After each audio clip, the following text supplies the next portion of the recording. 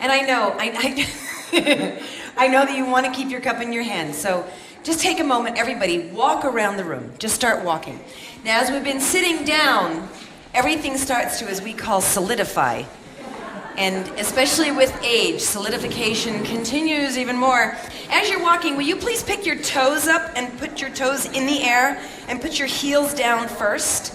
Pick your toes up, and what this does is it strengthens all those wonderful muscles down the front of your shin, and it helps to avoid shin splints, which we all know we want to avoid. So just keep walking, just let your toes pick up. Let your toes pick up, bend your knees as you go, bend your knees, bend your knees. Now wait a minute, we're getting into the Portuguese dances, so you need knees. You need your knees. So keep walking this way. And then we're gonna start going up on the toes and walking very high. You can feel your calves get tight. Now, make sure you don't lean back as you do it. Now again, bend your knees way down and walk as if you're really trying to get under a low bridge. Stretch out the tops of the thighs, stretch it out. That's it. Now we're gonna walk normally. And as you walk, kick yourself in your butt. Why would I do this? Because it stretches out your thigh muscles. Gets your thigh muscles all released. And we don't know it, but we get tighter and tighter as we are dancing. So stretching out your thigh muscles. Everyone face the center for a second. Take your hands up to the sky. Take them way up. And just, now, do yourself a favor. As you go to your right, do you feel your left inner thigh sort of kind of holding you up? And when you go to your left, do you feel your right inner thigh holding you up? Pick up your toes on your right foot. Ooh, doesn't that feel a nice stretch down your side? And then if you go to your right, pick up your left toe. It makes this nice stretch on the side of your body. Isn't that nice? It's so good.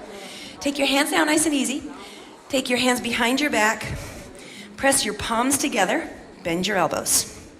Put your hands in your lower back. And just let your shoulders fall. Some people have trouble in the front of their shoulders. The pectoral muscles get really tight. And we don't realize how tight they get. And they do start to hurt a lot. Now take your hands and just slide them down. And feel the difference in the front of your chest. And just slide your hands down. Point your fingers toward the floor. So your two pointy fingers are down toward the floor. And let that stretch. Now draw your hands back again to your lower back. And feel how that changes the stretch in the front of your shoulder. Because these muscles get really, really tight, and we want to make sure that they stay open. And then you let your hands draw down again and feel how that changes the stretch in your shoulder, okay? Nice and easy. Shake your arms out, and notice the blood flow now increases to the brain. Isn't that nice? You sort of whoosh, it opens everything up. Put your hands here on your belly, and just turn your elbow to the front and to the back.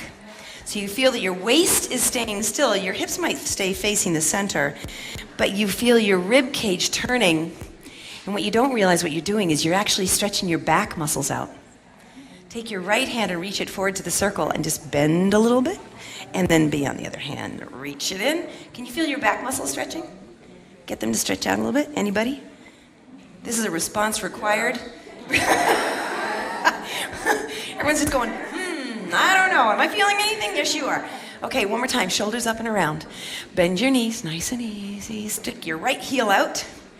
And what you want to take is your sit bone. You know that thing when you sit down for too long, it goes down through your skin? Take that sit bone and slide it back away from the back of your knee. So imagine that bone being pulled away from the back of your knee. Set it out. Set it right back out. Extend it out. Isn't that a nice hamstring stretch? It's really, if you're not feeling a stretch, you're not going down far enough. Come on, get yourself over a little bit.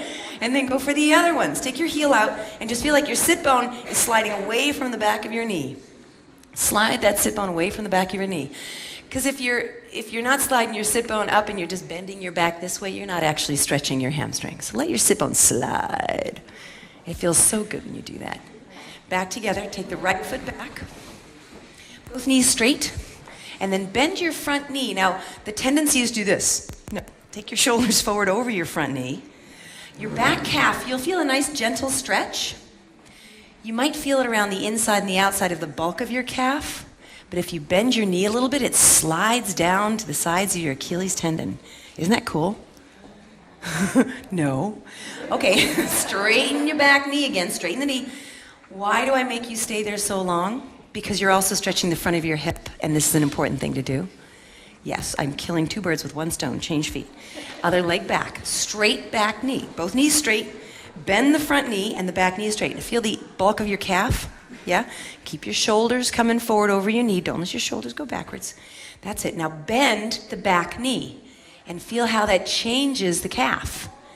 Did you also notice that it took the pressure off the front of your hip?